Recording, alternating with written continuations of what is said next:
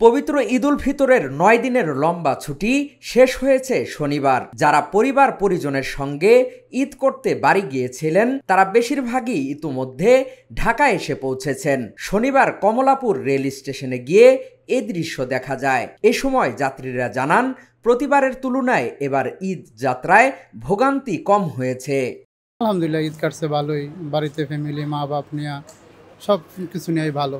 যাওয়া যাত্রা ভালো হয়েছে, আসার যাত্রা ভালো হয়েছে, সুন্দর। এবারে তো মোটামুটি অনেক ভালো। এবার কোনো ঝামেলা দেখলাম না। আইতো সমস্যা হয় নাই, যাইতো সমস্যা হয় নাই, ইনশাল্লাহ ভালোই গেছে। না, এরকম কোনো কিছুই হয় না। একবারে যা অন্য সময় টিকিটের দাম এখনও তাই নিছে, একটা কোনো বেশ কম না। এবারে তা অতই ছিল না, কারণ সবাই বাড়িতে চলে গেছে, তো কয়েকজন ফ্রেন্ডরা ছিলাম, ওরা এনজয় করলাম। এবার এখন বর্তমান যে সরকার আছে তাকে তো বলাই লাগবে, কারণ অনেক উন্নয়ন হয়েছে দেশের মোটামুটি। বছর থেকে এবারকে ঈদের এটা একটু ভালোই ছিল, আর যোগাযোগ যাতায়াত শৃঙ্খলা ভালো ছিল। না এবারকে তো মনে করেন ট্রেনেও কোনো সমস্যা হয় নাই এবং বাসও কোনো সমস্যা হয় নাই। অনেক ভালো, অনেক অনেক বাড়তে পারে। আপনি মনে করেন আইনও আইন শৃঙ্খলা ভালো ছিল, এই জন্যই প্রশাসন ভালো ছিল, এটা কার্যকর করা সম্ভব হয়েছে। ঈদের ছুটি বেশি দিন হওয়ায় ঈদ যাত্রায় কোনো ঝামেলা হয়নি বলে জানান যাত্রীরা। এ সময় আইন শৃঙ্খলা পরিস্থিতির প্রশংসাও করেন তারা। 15 বছর থেকে ছুটি ভালো পাইছি, আব্বা মা ছেলে মেয়ে ভাই বোনদের সাথে সুন্দর মতো ঈদ কাটাইছি, খুব মজা হয়েছে।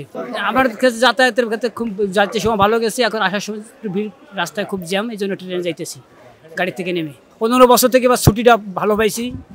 রাস্তার জ্যামজাট মোটামুটি আগের থেকে একটু কমই মনে হয়েছে। আগ পাশে ছুটি হয়েছে, সবাই একসাথে কারো ছুটি হয়নি।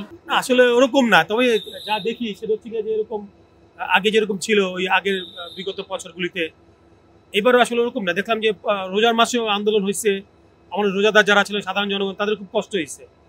আসলে এখন দেখি শুধু আন্দোলনই হয়, যার এটা কি বলে আশা করার জন্য, তার চাহিদা পূরণ করার জন্য আন্দোলন করে, এটা করে সেটা করে, এই জিনিসটা ভালো লাগে না। প্রশাসনের নজরদারি সবসময় অব্যাহত থাকলে সড়ক, রেল ও পানিপথ নিরাপদ থাকবে বলে জানান সাধারণ মানুষ।